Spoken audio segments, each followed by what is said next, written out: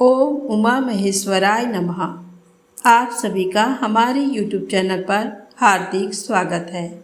आज सुने जीवित पुत्रिका व्रत की पौराणिक कथा। पुत्र की रक्षा के लिए किया जाने वाला व्रत जीवित पुत्रिका व्रत का विशेष महत्व है।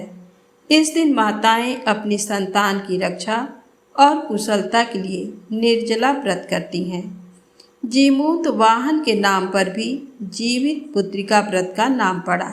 तो आइए जानते हैं जीवित पुत्रिका व्रत की दो बहनों की पौराणिक कथा। दो बहनें थीं जिनका नाम था चूलिया और सियरिया। चूलिया बहुत मेहनती थी और गरीब भी थी। वह मजदूरी करके अपने बच्चों को पालती थी, लेकिन सियरिया गलत आचरण वाली थी, जो हमेशा मौज और ऐश करती थी और चूलिया से जलती भी थी। हर वक्त सियरिया ये सोचती थी कि चूलिया इतना खुश कैसे रहती है।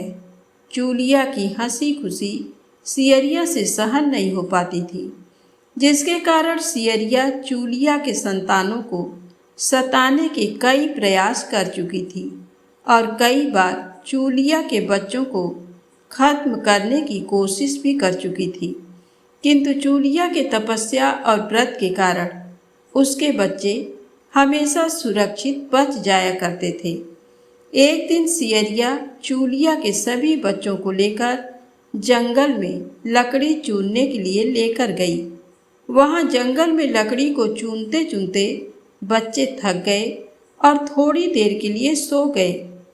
बच्चों को सोते देख सियरिया ने सभी बच्चों का सिर काट दिया और टोकरी में रखकर वापस घर आ गई और चूलिया को वह टोकरी भेंट में दे दी और कहा, दीदी, मैं जंगल से आपके लिए नारियल लाई हूँ, बच्चों को खिला देना। चूलिया ने उस टोकरी को उठाकर देखा नहीं और किनारे में रख दिया और अपने बच्चों की प्रतीक्षा करने लग गई। जब शाम से रात हो गई और बच्चे वापस नहीं आए तो वह बहुत परेशान हो गई। बड़े ही करुण स्वर में जोर जोर से रोने लग गई। करुण भरी आवाज को सुनकर शंकर पार्वती जी से रहा नहीं गया और उन्होंने महादेव जी से कहा कि हे प्रभु, कोई दुखियारी बहुत रो रही है, उसके रोने में बहुत दर्द छुपा हुआ है। मुझसे ये आवाज़ बर्दाश्त नहीं हो पा रही। हमें चलकर देखना चाहिए कि कौन रो रहा है और क्यों रो रहा है। तब इस बात पर महादेव जी ने कहा कि ये मृत्यु लोक है और यहाँ पर ये सारी साधारण सी बात है। लेकिन माँ पार्वती के हट के कारण महादेव उनके सामने झुक गए और चूलिया के पास जाकर उसके रोने का कारण पूछने लगे। महादेव जी के पूछने पर चूलिया ने अपने रोने का कारण विस्तार से बता दिया। शंकर जी ने जब ध्यान लगाया तो उन्होंने चूलिया के बच्चों को जंगल में मृत पाया, जिसके बाद शंकर जी ने पार्वती जी को अनुरोध किया और बच्चों को पुनर्जीवित कर दिया। बच्चे नींद से उठकर मौसी को ढूंढ रहे थे, किंतु मौसी वहाँ नहीं थी। बच्चे डरकर घर आ गए और मौसी के सारे कार्य माँ के सामने बता दिए। ये सब सुनकर चूलिया सियरिया के पास जाकर लड़ने लगी कि तुम मेरे बच्चों को जंगल में क्यों अकेला छोड़ आई। दोनों बहनों में लड़ाई शुरू हो गई और ये लड़ाई 7 दिन 7 रात तक चलती रही, किंतु इस लड़ाई का कोई हल नहीं निकला। जिसके बाद दोनों ने उस जंगल में एक तपस्वी को ये घटना सुनाई। घटना को सुनने के बाद तपस्वी ने दोनों को आदेश दिया कि तुम दोनों जाकर पास में खेल रहे बच्चों को बाल से पकड़कर घसीटते हुए मेरे पास लेकर आ जाओ, उसके बाद मैं निर्णय करूँगा। चूलिया बच्चों की माँ थी, उससे बच्चों की पीड़ा देखी नहीं जा सकी। उसने महात्मा के वचनों का पालन नहीं किया, लेकिन सियरिया दौड़ती हुई गई और खेलते हुए बच्चों को बाल से पकड़कर खींच कर ले आई। जिसके बाद तपस्वी ने सियरिया को यह श्राप दिया कि हर जन्म में इसी प्रकार तू सदैव जलती रहेगी और दुखी होती रहेगी। जो महिला किसी बच्चे की पीड़ा और माँ की ममता को नहीं जानती, जीवन भर धरती पर दुख भोगने के अलावा और कुछ नहीं कर पाएगी। तो प्रेम से बोले शंकर भगवान की जय हो, गौरी माता की जय हो, जीमूत वाहन भगवान की जय हो। अब आइए सुने दो बहनों की दूसरी कहानी। दो बहनें थीं, एक का नाम था सुखिया और दूसरी का नाम था दुखिया। दोनों का भाग्य उनके नाम जैसा ही था। दुखिया गरीब थी और बहुत दुखी रहती थी। सुखिया अमीर थी और हमेशा सुखी रहती थी। दोनों एक ही गांव में रहती थी। दुखिया सुखिया के घर में काम करती थी, साफ सफाई करती थी, खाना बनाती थी और जो खाना बच जाता था वह खाना सुखिया दुखिया को दे देती थी। इसी तरह दुखिया का घर चलता था। समय बीतता गया। दोनों को बच्चे थे। सुखिया को 2 पुत्र थे और दुखिया को भी 2 पुत्र थे। जब जीतिया का व्रत आया तो दोनों बहन जीतिया का व्रत रखी थी। दुखिया सुखिया के घर में काम करती थी। व्रत के दिन दुखिया ने सुखिया के घर जो चावल फटका उससे जो खुद्दी निकला वह अपने लिए रख ली और साफ चावल सुखिया को दे दी। फिर साग को चुना, बढ़िया वाला साग सुखिया के लिए रख दी और जो डंठल था वो अपने लिए रखी। अब दुखिया ने सुखिया के घर सारा खाना बना दिया और अपने घर आकर चावल की खुद्दी और साग की डंठल लेकर बनाने के लिए गई। खुद्दी का चावल और साग की डंठल बनाकर वह खाना अपने बच्चों को खिलाई और खुद भी खाई। उसके बाद दुखिया सोने चली गई। आधी रात में एक बूढ़ी माई उसके घर पर आकर दरवाज़ा खटखटाती है तो दुखिया पूछती है कौन है। तब बूढ़ी बोलती है बेटा हम हैं। दुखिया ने उठकर फाटक खोला और पूछती है अम्मा आपको क्या चाहिए? इतनी रात में आप यहाँ किस लिए आई हो? बूढ़ी बोलती है बेटा मुझे बहुत भूख लगी है, कुछ खाने को दे दो। दुखिया उसे घर के अंदर ले जाती है और कहती है हम लोग बहुत गरीब हैं। आज मैंने खुद्दी का चावल और साग की डंठल बनाया है, क्या आप उसे खाएंगी? तो बूढ़ी कहती है हाँ क्यों नहीं खाएंगे, हमें बहुत भूख लगी है, हम वही खाएंगे। दुखिया अंदर जाकर खुद्दी का चावल और साग की डंठल लाती है और बूढ़ी को देती है खाने के लिए। बूढ़ी खाना खाने के बाद कहती है कि मुझे अच्छे से कुछ दिखाई नहीं देता, इतनी रात के अंधेरे में मैं अपने घर कैसे जाऊंगी? तो दुखिया कहती है कोई बात नहीं, आप यहीं पर सो जाइए, सुबह अपने घर चले जाना। तो बूढ़ी दुखिया के घर में ही सो जाती है। फिर थोड़ी देर बाद उठकर बूढ़ी बोलती है बेटा मुझे दीर्घ शंका लगी है, कहाँ करूं? तो दुखिया कहती है मेरे घर में बाथरूम नहीं है, इसलिए आप उधर कोने में कर लीजिए। बूढ़ी पूछती है कि बेटा भड़ भड़ करें या छर छर करें? दुखिया नींद में थी तो वह कहती है माताजी भड़ भड़ कर दो, मैं सुबह साफ कर दूंगी। फिर थोड़ी देर बाद बूढ़ी पूछती है कि बेटा मैं अपने हाथ कहाँ साफ करूं? तो दुखिया कहती है आप मेरे सर में अपने हाथ को साफ कर लीजिए। जब सुबह होती है तो दुखिया को ये सब सपने के जैसे लगता है कि सोते समय मुझे कोई सपना आया होगा। वह ज़्यादा कुछ नहीं सोचती और नदी में नहाने के लिए चली जाती है। जब वह नदी में नहाती है और अपने बाल धोती है तो उसके बालों से होते हुए जो पानी बहता है वह सोने का पानी होता है। आसपास की सभी महिलाएं ये देखकर चकित हो जाती हैं और कहती हैं कि तुम्हारे बालों से तो सोने का पानी गिर रहा है।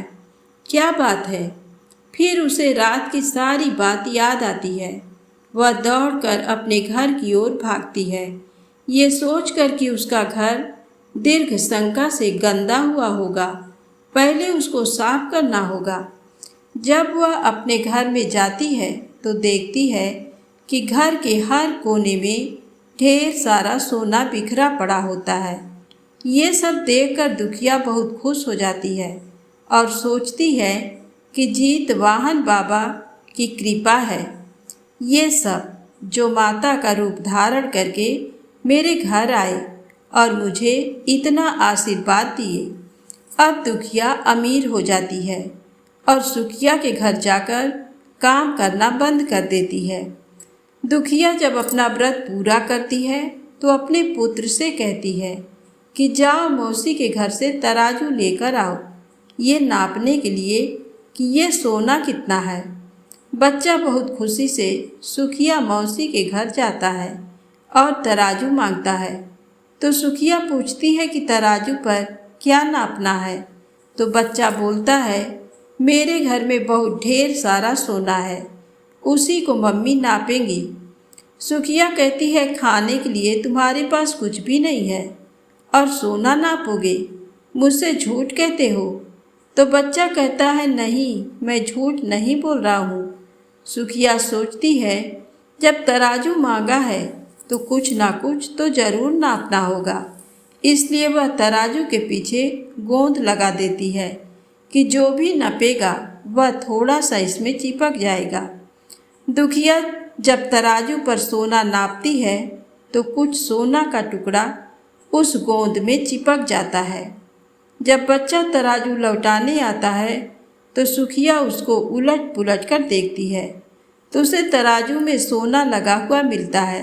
सुखिया सोचती है, उसके घर में जरूर कहीं से सोना आया होगा, इसलिए वह कई दिन से काम पर भी नहीं आ रही है।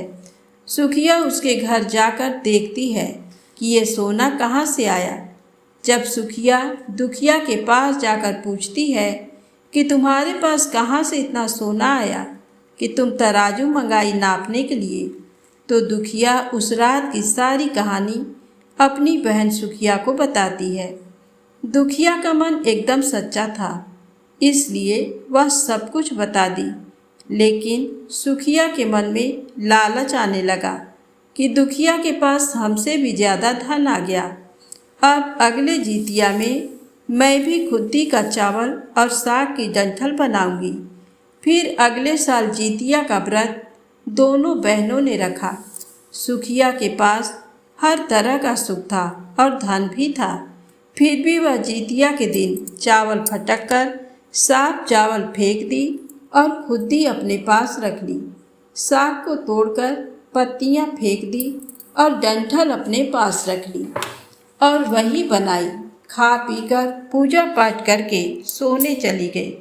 फिर आधी रात में उसके घर में भी बूढ़ी आई और दरवाज़ा खटखटाती है। सुखिया उसका इंतजार कर रही होती है। वह तुरंत दरवाज़ा खोलकर बूढ़ी को अपने घर के अंदर ले आती है। बूढ़ी बोलती है, मुझे बहुत भूख लगी है, कुछ खाने को दे दो। तो सुखिया कहती है, मैंने खुद्दी का चावल और डंठल का साग बनाया है। बूढ़ी बोलती है, कोई बात नहीं, मैं खाऊंगी। तो सुखिया परोस देती है। वह खाना खाने के बाद बूढ़ी बोलती है, मैं घर नहीं जा सकती, मुझे दिखाई नहीं देता। तो सुखिया कहती है, कोई बात नहीं, आप यहीं सो जाओ। थोड़ी देर बाद बूढ़ी फिर बोलती हैं कि मुझे दीर्घ शंका लगी है, कहाँ करूँ? तो सुखिया कहती है, वहीं कोने में कर लीजिए। फिर थोड़ी देर बाद बूढ़ी पूछती हैं कि भड़ भड़ करें या छर छर। इस समय सुखिया को याद नहीं आता है कि दुखिया ने क्या बोला था। तो सुखिया बोली, माँ छर छर कर दीजिए। फिर बूढ़ी पूछती हैं कि बेटा मैं अपने हाथ कहाँ साफ करूँ? सुखिया कहती है, मेरे सर में साफ कर लीजिए। बूढ़ी अपना हाथ सुखिया के सर में साफ कर लेती हैं।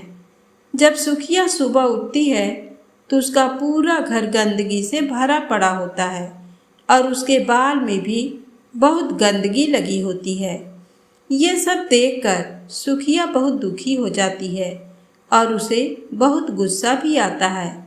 वह अपनी बहन दुखिया को बुलाती है और उसको गुस्सा करती है कि तुमने हमसे झूठ कहा और मेरा पूरा घर गंदा करवा दिया। तो दुखिया पूछती है कि तुमने क्या कहा था, भड़ भड़ या छर छर? तो सुखिया कहती है मैं तो छर छर बोली।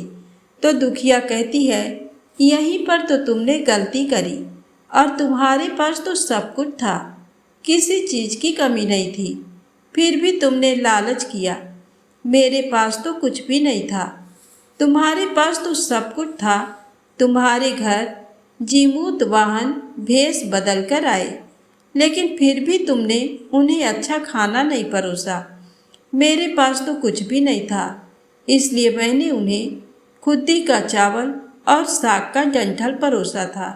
तुमने अपने घर आए भगवान का अपमान किया। सब कुछ रहते हुए भी तुमने साग और भात खिलाया। तुम्हारे पास सब कुछ होते हुए भी तुम्हें लालच नहीं करना चाहिए, इसलिए तुम्हारे साथ बुरा हुआ। तो प्रेम से बोले शंकर भगवान की जय हो, गौरी माता की जय हो, जीमूत वाहन भगवान की जय हो।